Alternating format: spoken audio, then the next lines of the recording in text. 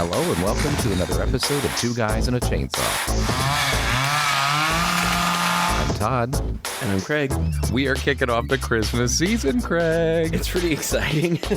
I love it. I just so look forward. I mean, Halloween is fun, but there's something about these Christmas horror movies that are really fun to pick out, really fun to watch, and it's almost like a challenge. Like, no matter what, Halloween's scary, right? So you know Halloween's going to be about horror, but can this movie put me in the Christmas spirit and be adequately scary, fun, whatever? Right. That is the challenge. It's kind of in my mind as we turn on one of these movies that we've selected for holidays. Now, what, in our 9th year? Yeah, this is the 9th time that we have done Christmas horror movies. There for a while, we were getting a little worried that we'd do all the good ones and run out, but it seems like, I don't know, in the last 10 years, they've been making a lot of them. It's so crazy, actually. Some of them bad, obviously, and a lot of them cheap knockoffs of some of the better ones. But there are some good ones out there, and I'm excited about the stuff we're doing this month.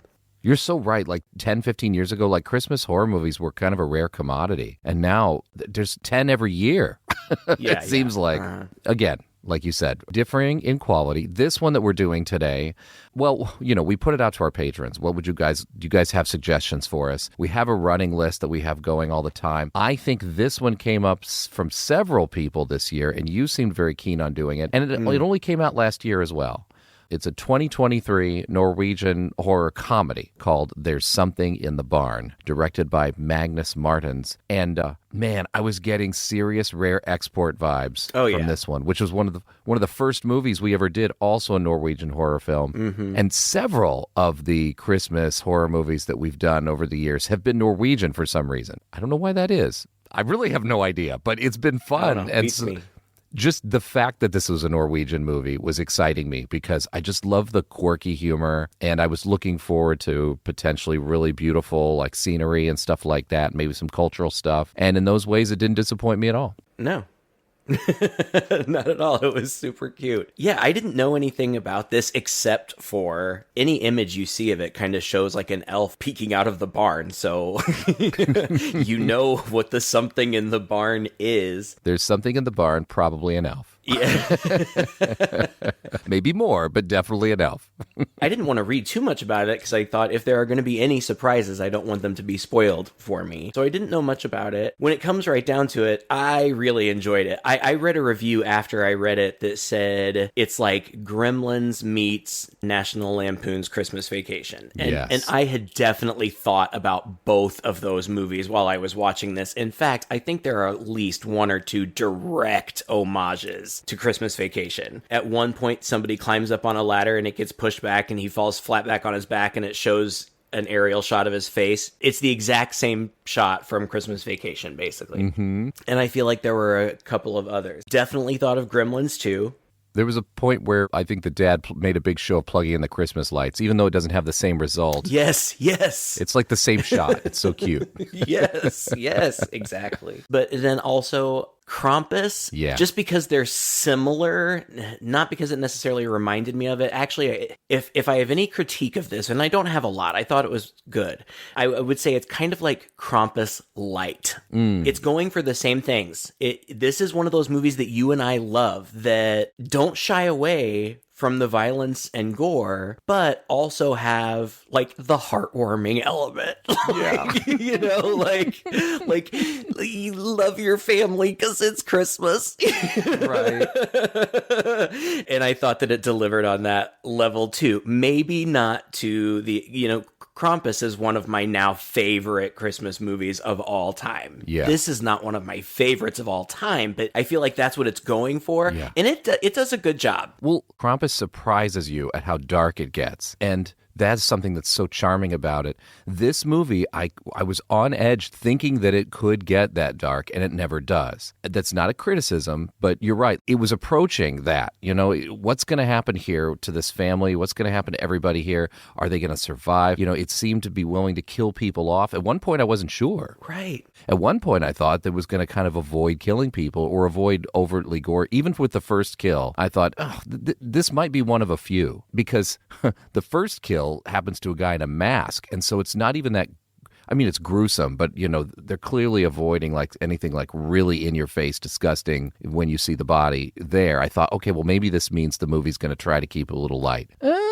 Not really. Right. That wasn't the first kill. There's the cold open or whatever. Oh, that's right. There's this older Norwegian man, and he's like bustling about the barn at night. Because there's something in there. Yeah, he says he's going to tear it down once and for all.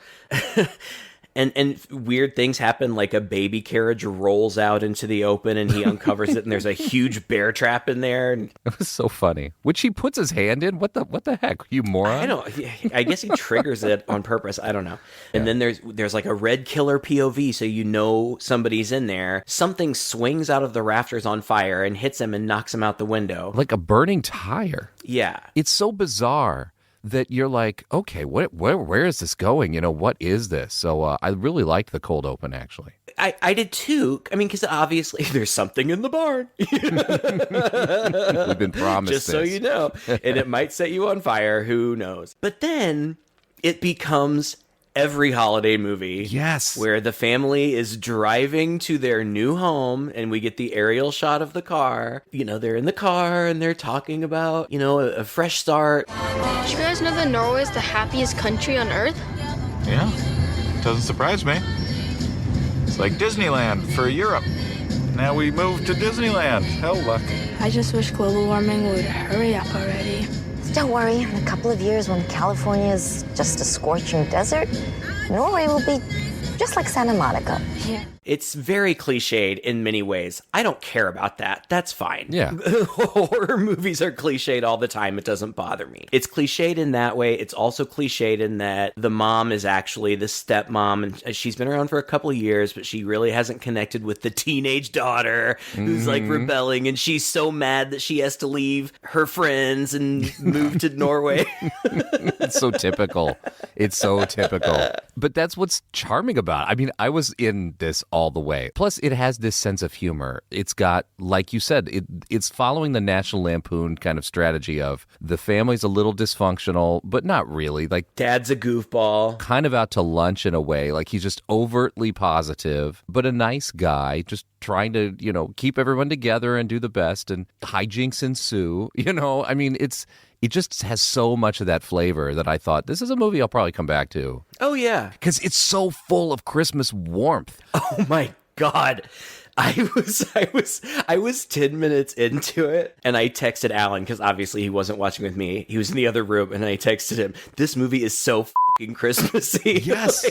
There's so much, upbeat Christmas music in it. Jam-packed. Yeah. It's like every minute of this, there's some Christmas tune playing in the background, and it's great. And it's widescreen. I mean, we're talking, I don't know what the aspect ratio is, but it's super widescreen. And they made every bit of use of that. Like, every frame is just filled with beautiful stuff, whether it's a landscape, whether it's inside the barn, whether it's inside the house. These people are like my parents decorating at Christmas. They go to the nines. There are candles everywhere. Everything's kind of has a glow to it.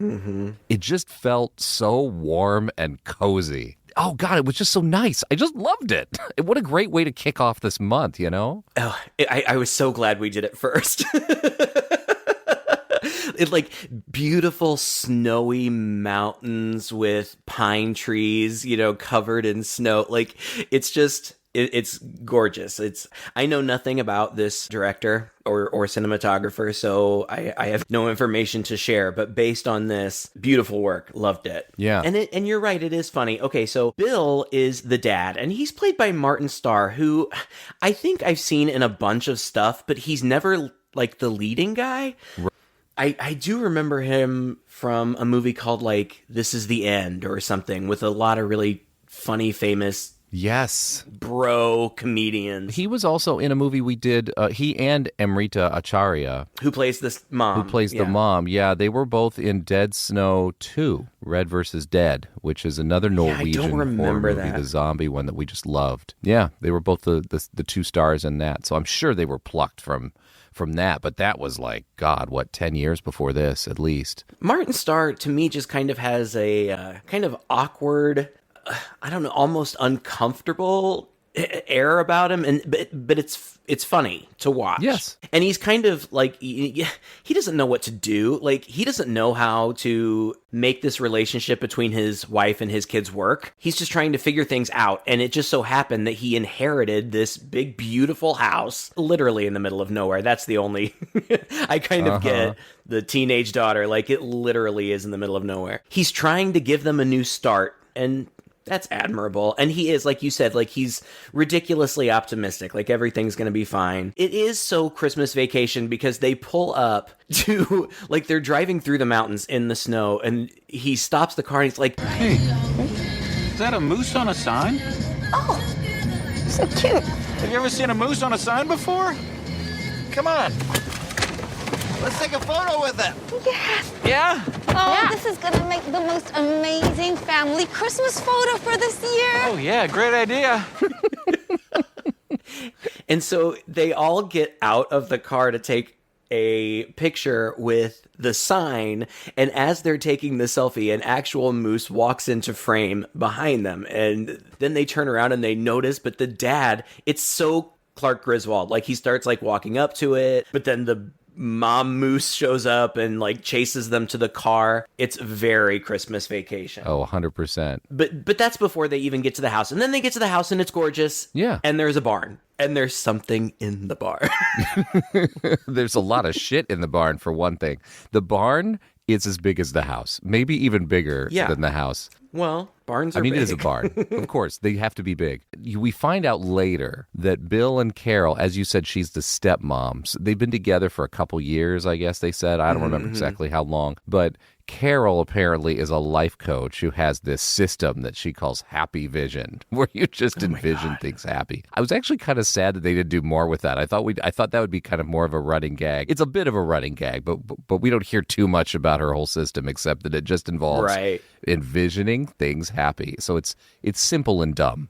I don't know how people feel about life coaching out there, but I'm a little skeptical about the whole concept myself. So it's ripe for parody. Sure. And that's her. And it turns out that Bill was one of her clients, I guess, or whatever, and she completely turned his life around. He went to one of her seminars. Yeah. They met at one of her seminars. That's so funny. I just thought that itself was hilarious. And I just cannot help but like this guy. Well, look, he lost his wife and he's a single guy with 2 kids now. Like, I can totally see like going to an aspirational speaker or whatever. Falling in love. He's trying, Todd. Give the guy a break. Yeah, I get it. But dude, he's just so enthusiastic. And that's the other thing. Like, this, maybe me as an expat, I've been there before, where you come to a place and you just want to love it so much because you have no choice.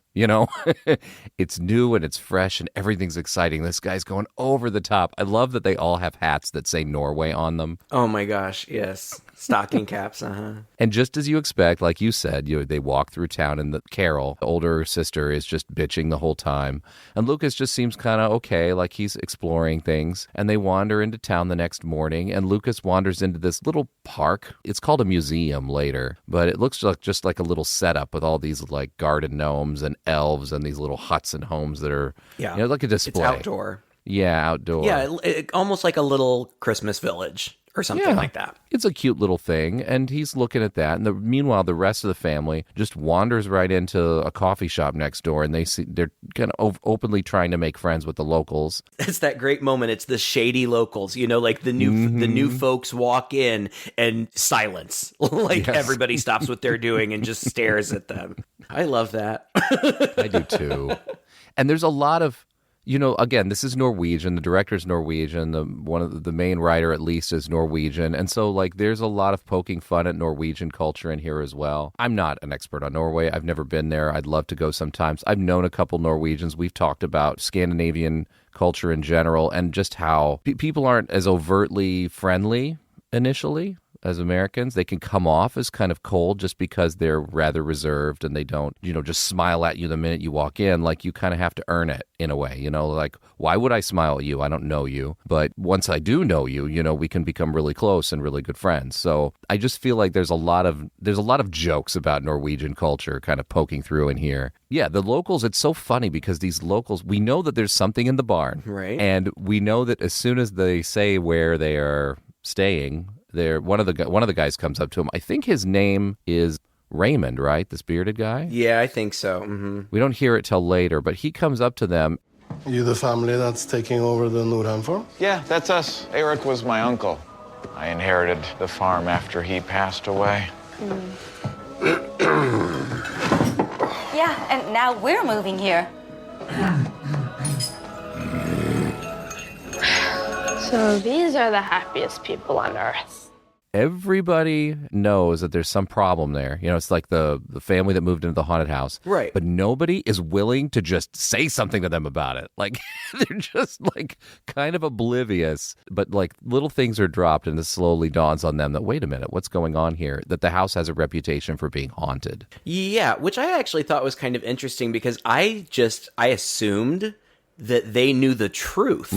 I assumed that they knew there was an elf in there. Oh, the town, you mean? Yeah, the town. Yeah, not the family. Yeah, me too. But as it turns out, they don't. All they know is that weird things have happened up there, and so they think it's haunted. Before they went into town, they also met this cop who shows up several times. Oh, yes. And I didn't write down the actress's name, but she's really funny. She's comic relief, and I loved, well, the first thing, she speaks to them in Norwegian. People typically speak to them in Norwegian first, but when they say they're American, everybody can speak English, so they don't have any problems at all, which is my experience too. I visited the Netherlands for a weekend, so it's not like it's not like I have extensive experience, but my experience was that everybody spoke English. Oh, you're Americans? Yeah. I just gotta tell you, I love the Kardashians. and she's dropping jokes all over the place. It's hilarious. There's later something happens, we'll get there, but the cop comes, she's like, yeah, looks like something bad happened, and the mom's like, well, what are you gonna do? She's like, well, I'll dust for fingerprints and then I'll get forensics out here.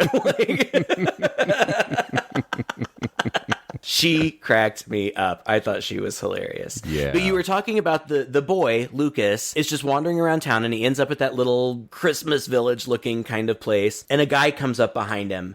I didn't figure that guy's name out until way later either. It's a Tor. You really don't hear his name until the last 15 minutes of the movie, I think. Yeah. He tells the kid about elves? Does the kid tell him he saw something in the barn? Because he did see something in the barn. The kid sees his display, and the guy walks up behind him and says, oh, that's a barn elf. Oh, okay. Are they good or bad? If you treat the barn elf nice, he will be good to you and help look after the farm. But if you make him angry, he will do whatever it takes to get rid of you. But he has had, you're right, like an experience in the barn where he's been wandering in there and he's seen things move or shift around, or he's seen the door creak open and close when he was up in his room looking out the window. So he's kind of prepped to be interested at this point. Yeah. He saw glowing eyes from his window. But this is where it gets even more Gremlins-y because there are rules. Yes. 3 of them. The elf hates changes to the farm. And that's going to be a problem because they're planning on turning that barn into a hotel, which we should talk about. Okay. Secondly, he doesn't like bright artificial light, and he hates loud noises. So don't take him to a rave party, to put it that way. So then they all go home. Up to this point, and we're like a half hour in at this point. Yeah. This feels like a sweet family Christmas movie.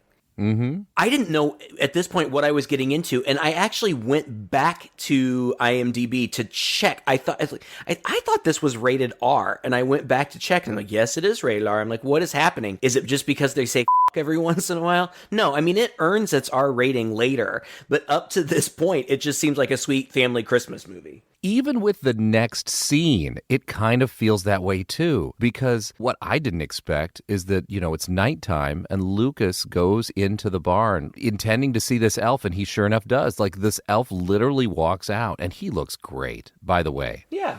All the elves in this movie are fantastic. They're all played by little people, I think. The main elf, the main barn elf, is played by an actor named Kiran Shah. Mm-hmm. This guy He works all the time. Veteran of the movies. Like, he was Abu in Indiana Jones and the Raiders of the Lost Ark. Ended up doing the Star Wars movies with Ewok, Legend. We did Gothic. Mm-hmm, mm-hmm. He was the Fuseli monster in Gothic, and he's been working nonstop in every movie you've seen that that needs a little person in it. So he's pretty old, actually. But you were saying, like, yes, this scene too, when he meets the elf, this feels like E.T. or something. And yes, the score behind it feels like those old, like, Amblin movies or those old Touchstone movies where this is Mac and Me, this is E.T., this is, you know, like, oh, look, they're going to have a nice little friendship. And they do for a second. For a little while, they do. I'm thinking this isn't going to be horrible, except the family has other ideas. Like we said, they're going to turn this into an Airbnb or something. That's the dumbest thing I've ever... It's so stupid. That barn, it looks sturdier from the outside than it looks from the inside. Like, it is nothing. There's nothing there. Like, it's just a frame. You're going to have to basically build a new building in here. Yes, it's absolutely. Yeah. Mm-hmm. At one point, she shows somebody pictures on her phone of the mock-up, and they had, like, it's like this luxurious condominium kind of thing, like much nicer than their house. Yes. Anyway, it's silly, but obviously that's going to change some things. Yep. Barn Elf's not going to like that. That's rule number 1 screwed up. They're going to throw a party in the barn, but first, the dad goes to clear snow, but it's already done. And not only is it done, it's just beautiful. Like, it's just perfectly cleared. He just thinks the town did it for him. I love this line where he comes in, he's like, and now you see how social democracy works, Lucas. Pay your taxes and they fix stuff for you.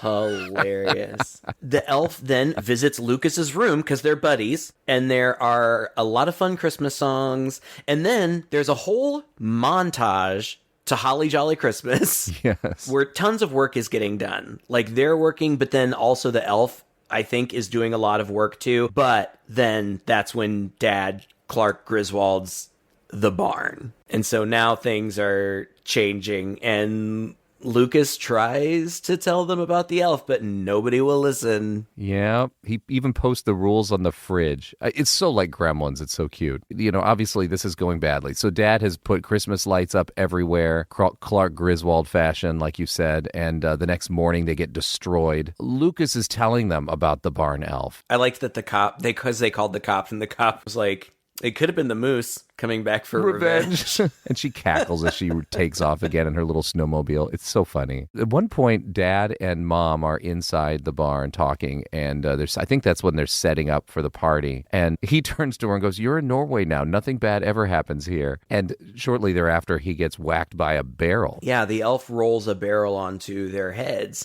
And Lucas is like, "How could you do that? I thought we were friends." They're not. Then the party. And then they have their party. Yeah. He's been trying to learn Norwegian, like with Duolingo or something.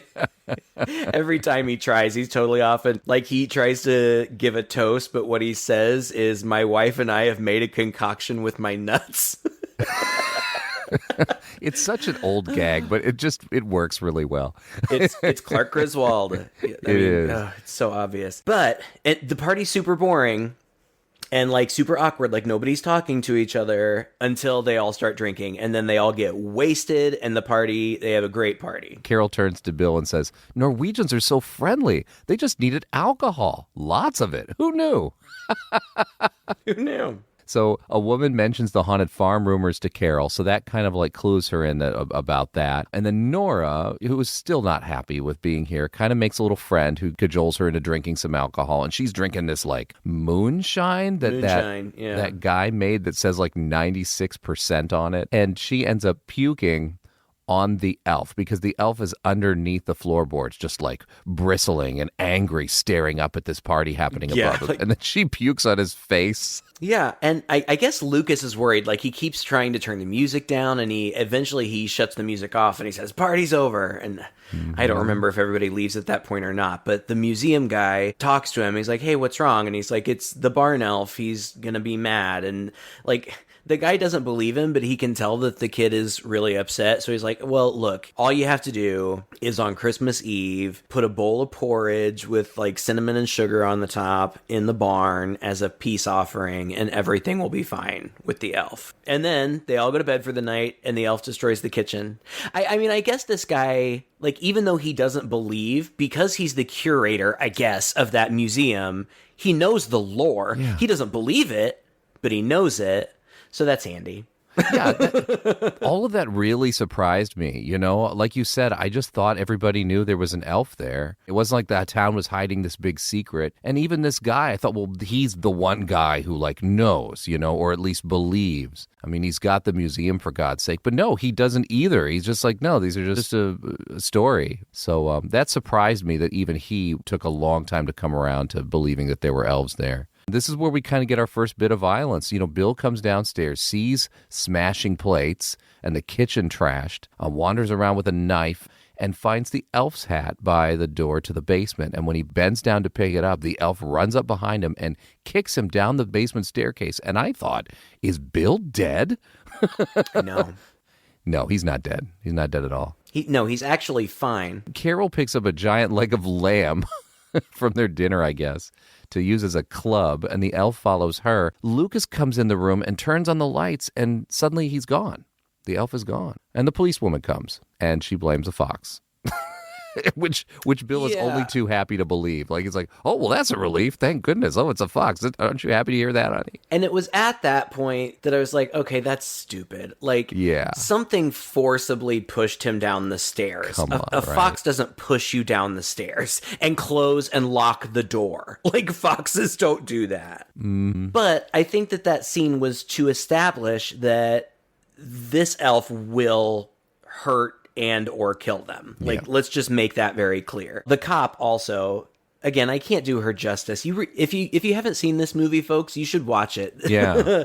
You'll find this cop very funny. She's like, oh yeah, I guess the party got a little out of control. That can happen when you have a little too much to drink. And she just talks to them like they are alcoholics. And like, she's like, yeah, maybe lay off the booze a little bit, you know, the kids. You Americans. As she's walking out, she's like, don't drive drunk. I halfway expected a Minnesota accent coming out of her mouth. You know, she just has that look and that feel. What other movies, you know, is there a character like this? I mean, there's several. Like, this is a very stereotypical. Like Fargo. Maybe that's the one she was really channeling there. But anyway, Lucas is doing as is instructed. He's made the porridge. He's put it in the fridge. He's prepared it for later in the evening when he's going to bring it out. And Dad, because he's been looking up this on the internet, is so happy to make lutefisk, which you get your lutefisk gag, because everybody, if there's anything anybody knows about Norway, it's that lutefisk is awful, but they eat it up there. Ugh. And Carol freaks out. Bill eats the porridge. And the kid's like, God, it's just funny as I'm remembering it. It strikes me as funny when the kid says, that was all the porridge we had. Like, what? What? You couldn't make more? Just what? Make some more. Like, I know. Did you use like the last half a cup of rice? Like, as concerned as he is that they follow the rules, ultimately when he doesn't or when he can't, he just kind of is like, about it, you know? Yeah. It's not like he storms in to try to stop the party. He puts up with it for a while before he shuts it down. And this thing with the porridge, he went through all this effort. He's not going to stay up late if necessary just to do that, to appease the elf. The line suggests to me like, oh no, I can't make more. But that just seemed ridiculous to me. Yeah, it's silly. And so instead, he gives the elf the lutefisk. Again, I get it. It's a joke. It's a gag. I get it. But kind of dumb. It is dumb. Give him a Twinkie or something. Just give him a pile of cookies. He loves those cookies. Yeah, exactly. Yeah. He loved those cookies. Exactly. A huge pile with a bow around it or something. But of course, the elf doesn't like lutefisk, and that's the joke. He's enraged. And so the elf turns evil, looks up at the sky, and his teeth are now pointy, and his eyes are black, and he grabs a hammer and storms outside. And that's when we get our second kill, basically. Mm-hmm. It's kind of clunky here. I think this setup is kind of clunky, because come on. Okay, so Bill enlisted Raymond to come and play Santa for his, like, teenage kids? Well, not on purpose. He was gonna ask Raymond for some other favor, but I don't remember what that other favor was. But Raymond was... I don't think that was it. Raymond was drunk, and Bill said, can I ask you a favor? And Raymond said, you want me to play Santa on Christmas Eve? I'll do it. I love playing Santa on Christmas Eve. And I felt like Bill was like, Oh, I felt like Bill... yeah. I felt like Bill, he nailed it, what Bill was asking for. I don't know. Well, maybe you were right. Maybe you're right. I don't know. But yes, I mean, Bill is expecting him. So yes, they have this arrangement. But he shows up and he sees the elf standing there, you know, by the barn with the hammer. But he thinks it's the kid. I mean, he's really drunk. So whatever. Yeah. But he follows the elf around the side of the barn. The house, actually. Isn't it the house? No, it's the barn. It's the barn. Oh, okay. They're just standing there facing each other, standing next to the barn, and the elf starts banging his hammer against the barn, which I don't understand why the family wouldn't have heard that, but whatever. Yeah. And he bangs it like 2 or 3 times, and the guy's like, what are you doing? And I guess eventually he looks up, so the camera looks up too, and there's a bunch of icicles up there, and they fall, and it falls right through his head, doesn't it? Yeah. I thought it was, I don't know. I mean, I like a good icicle kill. That's fun. I thought that he was trying to make the snow fall off the roof. I was like, oh, he's going to bury him in the snow. But I was wrong. And then Bill comes outside and sees Raymond, and he's hanging by the Christmas lights. The elf has strung him up. Yeah, strung him up outside the barn. So he's like dangling from Christmas light.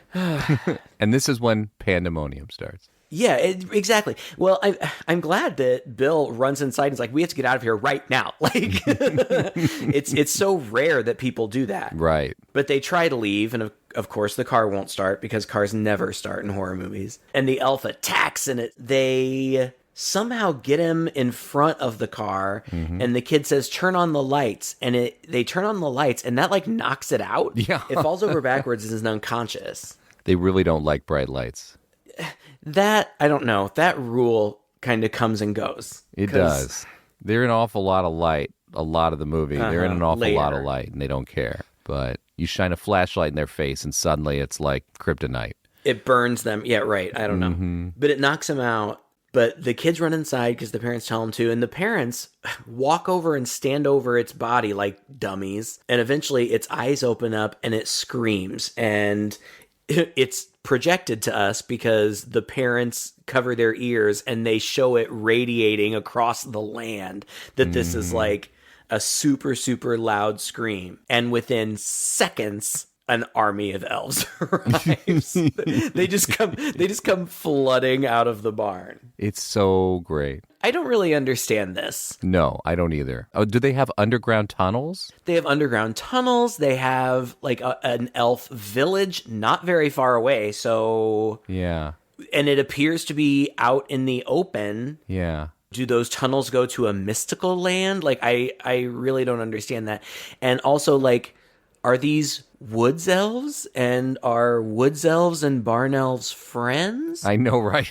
There's a lot we don't know. Yeah, when they showed the call radiating, like, through the wilderness, I thought, oh, well, he's calling all the other barn elves, and the barn elves will get there somehow. But that doesn't seem to be the case. Yeah. This seems to be like a huge village of like, roughly 20 or more?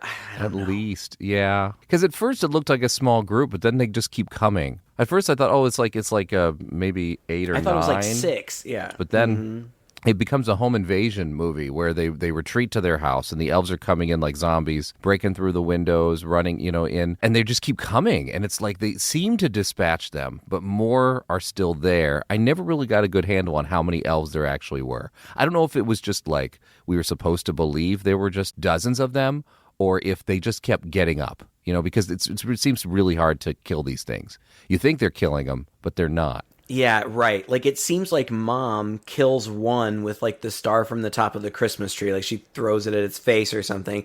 And then Nora, who it's been established was a softball player back in the States, sees a bat and picks it up. And it's, that scene from Signs. And, like, Nora swings away. And she just starts, like, nailing them with her bat. Mm-hmm. And the mom protects the kids, like... Look, the mom, she really loves them, and they're going to see, and they're going to bond through this. Yeah, there's definitely that vibe throughout. The cop shows up, and they're like, oh my God, you have to help, blah, blah. And she doesn't believe them. She thinks they're drunk again. And they're like, where's your gun? And she's like, I don't have a gun. This isn't America. We don't just go around shooting people in the face. This was a running gag that got a little old, I think. But, I mean, I thought it was funny. I thought it was hilarious. Yeah. I fully believe that that's how much of the world views us. And they're not far from wrong. So, dude, I was literally talking about this at brunch today with a German person. So, yeah, that is how they view us. Anyway, but she doesn't believe them until they hear her snowmobile fire up outside, and they go outside and one of the elves is just joyriding on the thing. Like, that's why this is also, it's so much like Gremlins, because I don't know when it happens. Like, the cop, like, runs out there and, like, tells the elf to get off the snowmobile, but it doesn't, and then it runs her over, and, like, the snowmobile, like, spews blood all out the back, all over the family, like, just right in their faces. That was hilarious. It was also shocking. I did not expect the cop to go. I kind of did. You're thinking Gremlins. Yeah, I guess so. But she was so charming. She was. I liked her. It's not like I wanted her to die. I just figured she was disposable. You know, she's just comic relief. Because I thought they are not going to kill anybody in this family. They're just not. True. If they had, I would have been shocked, and I think I wouldn't have been happy about it. Yeah. There was a moment when I was scared for the stepmom,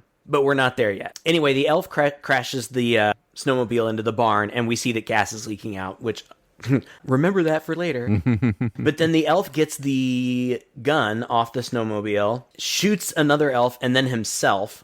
I think more gun commentary there. That was so dark. Yeah, because he doesn't know what he's doing with it. He's, not to get too dark, but he's just like a kid with a gun. Like, he doesn't get it. Yeah. And then there seems to kind of be like an elder elf that is in charge of the tribe, and they're speaking gibberish language, but they're clearly making a plan. And we kind of get the sense that our main elf, like the barn elf, isn't totally down with the plan. But at this point, all the elves get drunk, which again, it's totally Gremlins. Like, it's the scene in the bar where they're all just being goofy and drinking and having a great time. But this was also the part where it bothered me because they're in the house and all the lights are on.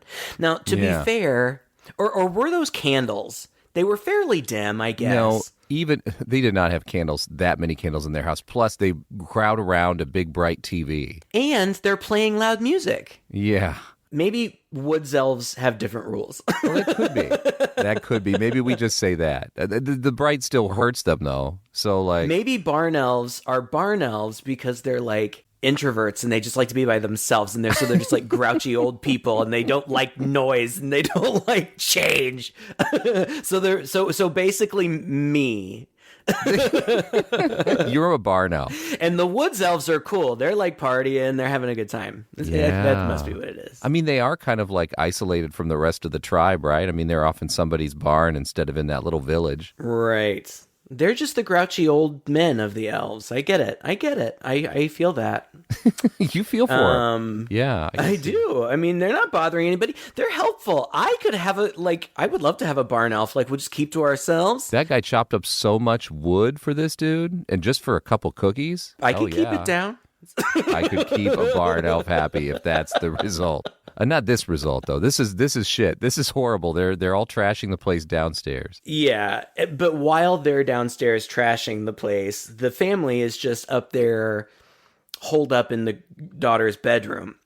And I also thought, like, what are you doing? Like, you can tell they're obviously preoccupied downstairs. Like, get out of there. Get out. Like, now is the time. What are you waiting for? Yeah, and nobody's coming. This is the moment the family comes together. This is their big come to Jesus moment. Dad has his big apology speech. But somebody says, well, we've had worse Christmases. That was hilarious. That was hilarious. And then they're just describing like some Christmas where they all had to take shits in the bathroom, and like one Christmas where they were walking on the airplane. It was even worse. That was worse than these people being murdered around you. I don't know about that. The younger than 12-year-old son walked in on his grandmother and her lover Stefan more than once. That would be pretty traumatic, though. I mean, I have to admit. Yeah. Anyway, but the elves are destroying the house, and the main elf doesn't like it.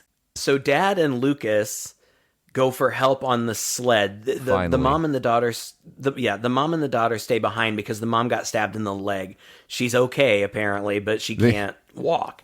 They jump out the window and onto a conveniently placed pile of snow. That's helpful. I thought that was a funny joke though too, because it almost seemed like they expected the same thing I expected. Oh, we'll jump onto this pile of snow that will cushion our landing. No, it's rock hard. Like, yeah. They hit it and slide down. But oh yeah. But this next bit is just total comedy. Like they start skiing down the hill. So there's it's like one of these sleds, kind of I guess like an adult sled or whatever with a proper seat on it that the kid's sitting on and the dad's standing behind it. And as they're careening down the mountain on this sled, there are two elves behind them in a similar sled, and he has a stack of saw blades, like circular saw blades, that he is chucking at them. An endless stack of them, apparently. But, it just creates this moment, this action scene. Well, and it's, I know I keep bringing it up. I apologize if it's annoying, listener, but to me, it was the sled scene from National Lampoon. Oh, yeah. Right. With a little bit more, higher stakes. Right. You're right. Meanwhile, the mom and the sister are back at the house and having their moment. And they're like, we're going to have to fight or something. The mom's like, well, they seem to be afraid of fire. Do you have anything flammable in here? And the daughter's like, well, I might have some moonshine. And the mom says, we're going to talk about that later. But great, get it. It's perfect. And so then they start making, this is so funny. I mean, the movie jumped the shark a long time ago. And again, I don't care. That's fine. No, I don't care either. But they start making Molotov cocktails out of Christmas tree ornament. Moonshine and sparklers. Yep. Yeah. Is that what those were? Were they sparklers? Mm-hmm. I couldn't figure it out. They were I was totally like, sparklers. okay, all right. I'll buy Molotov cocktails in these Christmas ornaments, but Why where did not? they get wicks? But okay, sparklers. All right, fine.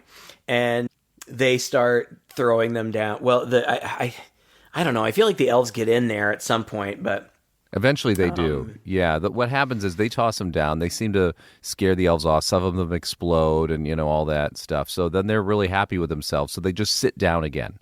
Like, okay. And have a heart-to-heart, yeah. What was your purpose here? You're throwing those Molotov cocktails down there, presumably to destroy the elves or distract them so you could get away, right? But no, they just okay, well, we did that. And they sit down again. I mean, I'd be worried that the elves are going to try to come up now. Like down. And they do. And they do. So it's kind of silly, but they got to have their moment, their mother and daughter moment. But they hear a noise in the chimney because in the daughter's room is a fireplace that they haven't really paid attention to, I guess. It's got doors on it. So another action scene ensues where these elves try to burst through and they try to shut the door. And then the mom yells to her daughter, "Go get help."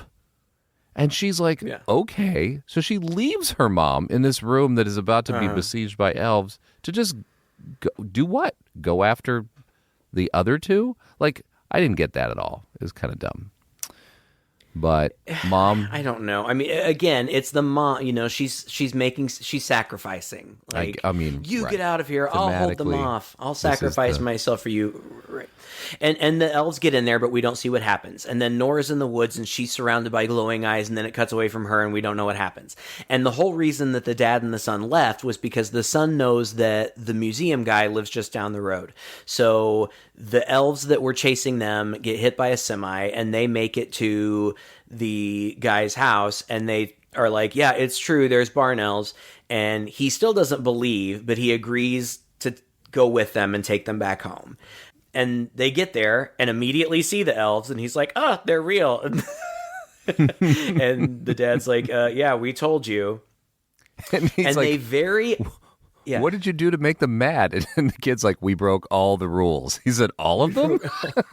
and I'm thinking, yeah, he did. They broke every single rule. They didn't even get the porridge to the poor little kid, the poor little guy. Oh, my God. Yeah, but, so they follow, they're very obvious about it. They follow the elves into the barn. It's almost as though they're they're led. not scared of them anymore. It's weird. Yeah, or the elves don't care anymore. Yeah. It's hard to believe that the elves don't notice, but whatever, who cares? They see two elves go down into this hatch in the barn that we've never seen in it before, and so they follow them down there into these tunnels that you mentioned before. And they go through these tunnels and come out back into the forest, seemingly, and there's this weird, village of these little huts. I mean, they're tiny, tiny. They almost look like big eggs or pods or something. Mm-hmm. But Nora and the mom are tied up to a stake in the middle. And so they run up and they start trying to untie them, but that leader elf shows up with the gun. The museum guy tries to negotiate peace. He's been talking about this. He makes the same joke about not shooting people in the face. And then he's talking about the Oslo Accords. Actually, I thought what he was saying was quite funny, but God, it doesn't play well now. you know, yeah, it's not well timed right now. But again, I mean, I understand. I get the concept. I think they're making a joke of how. Whatever. I get it. Yeah. You get it. We all get it. It's like, here's, you dumb Americans, you think we should rush in and just like destroy everything. Exactly. And it's kill or be killed, and then, everybody dies. Us Norwegians, we believe in making peace and negotiating, and so he's going to do that. But of course, the gag is going to be that the negotiations don't work. Or do they? Right? So he starts his negotiations. Yeah. And the elf shoots him. And the old elf shoots him. Yeah. I wish I saw coming. Now, I did too, and I thought it was a funny joke. I mean, that elf is kind of like the Spike of Gremlins, Yes, you're not going to negotiate with him. I thought it was funny, but I also don't understand this because again, I've only watched it once on my laptop, but I'm pretty sure I saw blood fly, and then here in about 3 minutes, he's fine. Fine, even his arms even fine. I was just like, come on. Yeah. He was shot in the shoulder. The elves, yeah. I know, but people act like that's not a big deal. Like, I'm fine. Like, no, you are down. I really thought he was dead at this point, yeah. But Lucas sees the barn elf, and when they were friends, he like made like a sign of peace, like he touches his chest, and that means like we're friends or peace or something. I don't know. So he makes that to the main elf, and so the main elf comes and helps cut Mom and Nora free, but all of them now are surrounded in the barn. The barn elf argues with the gun elf, and the gun elf goes to shoot him, but the gun is empty. Yeah. So I guess they run up into the loft. Yeah. The women are like, yeah, we got this. And so the guys jump out the barn again. Mm-hmm. And the girls blow up the barn because the daughter had been making these little paper airplanes because she was bored in her room and pouting earlier. So she makes a paper airplane, lights it on fire, and tosses it down. So, it spins in a spiral circle that everybody watches and then hits the gasoline that's on the ground, which, she could have just dropped a piece of paper down there. It would have been the same. I mean, it was just kind of a dramatic It wouldn't have moment. looked as good, though. Yeah, it wouldn't have looked as good. Wouldn't have been as dramatic. Yeah. I thought it was a great shot, and I also kind of liked the slow shot, and it's over some beautiful slow Christmas carol. Like, I don't remember which one it was, but it goes to slow mo to follow this plane, this flaming paper airplane, and some beautiful Christmas carols playing in the background. Mm-hmm. And the elves are all watching it like in awe and wonder. And then it hits the gasoline. And we've also seen that there's like tanks or bags of something that say explosive. I don't know what that was, but we've seen it a bunch of times. Blows up the barn. And so it starts to explode. The girls jump out and get their jumping out of a building explosion, which is great. But now the main elf is sad because he lost his home. Because he lost his home. And I love that. And one of the kids says, I think, can he live with us? And then Mom says, honey, he can't stay here. We just piss him off again. I thought that was funny. I thought that it was going to return to the cute, like, fun family thing. Like, we'll build him a new barn and we won't break the rules and we'll all live happy. And the ending will be over a montage of goofy family vacation shots with us and the barn elf. And but she's like, and I thought, it's the Chunk and Sloth moment. Like, you can live with us now. But he's like, can he live with us? Oh, no. No. That ain't happening. That's out of the question. And the kid's like, but where will he go? And the museum guy is like, I've got an idea. So they take him to live in the elf museum in town. Now, I don't understand this either. I guess he just has to be really good at hiding because he's literally like in the town square. Yeah. Also, it's not a barn. There's nothing barny about that. I mean, there's a tiny little barn. Well, he could help keep it up. I suppose. Yeah, but he's a new kind of elf now. Now he's a museum elf. He's not a barn elf. That's true. You know? Yeah. I don't know. I don't think he's going to like it there. He's probably pissed off his fellow elves as well. So, like, I don't think screaming and getting it. I mean, he's probably going to have to take what he can get, is what I'm trying to say. Yeah. I don't think it turns out so great for him in the end. But they all stand and look at the northern lights, and it's beautiful. And the dad says, when all's said and done, this was a pretty good Christmas. And again, it's almost that exact shot where the Griswolds are standing outdoors all together, looking up at the sky. And when all's said and done, it was a pretty good Christmas.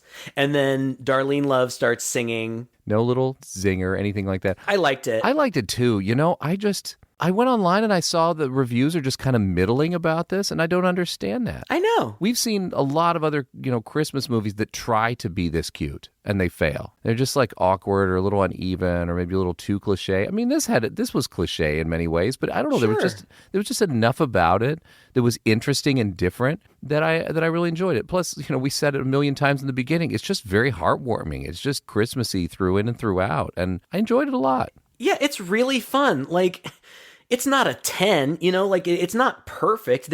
We've reviewed better Christmas movies, but I still think it's good. Yeah. I had a lot of fun watching it. It certainly wasn't boring. It was very funny in places. There were lots of fun gags. There was a funny gag where two of the elves were, after they were drunk, they were standing in the yard peeing, and one obviously looks over at the other one's dick and starts laughing.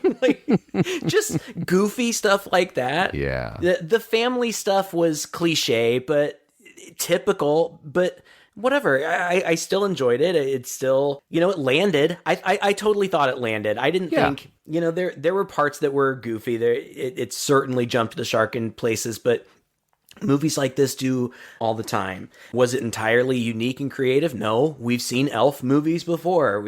We've seen these kind of home invasion Christmas movies before, but I like them, and this is a good one. So I will recommend this to people. I think it's a lot of fun, and I think it's got a lot of appeal. Again, Christmas, family stuff, Christmas music, comedy. Some people might be turned off by the gore, and if you're not big into gore, then you probably, it's probably not going to be for you, because it does get gory in that second half. Yeah, it does. There's lots of blood.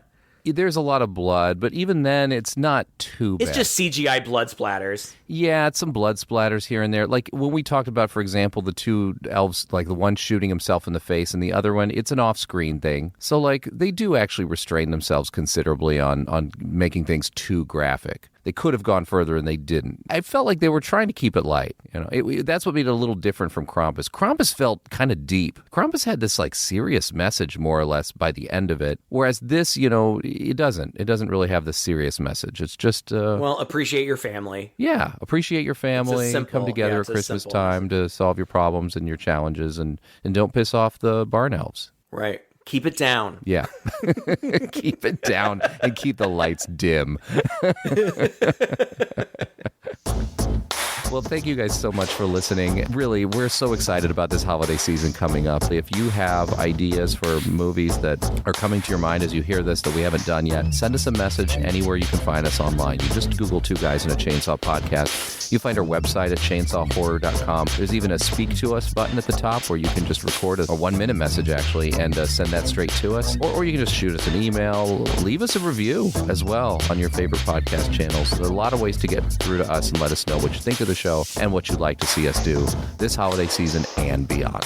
We hope you're going to have a good, safe, and happy one, and we will be with you every step of the way these next 3 weeks. Until next time, I'm Todd. And I'm Craig. With Two Guys and a Chainsaw.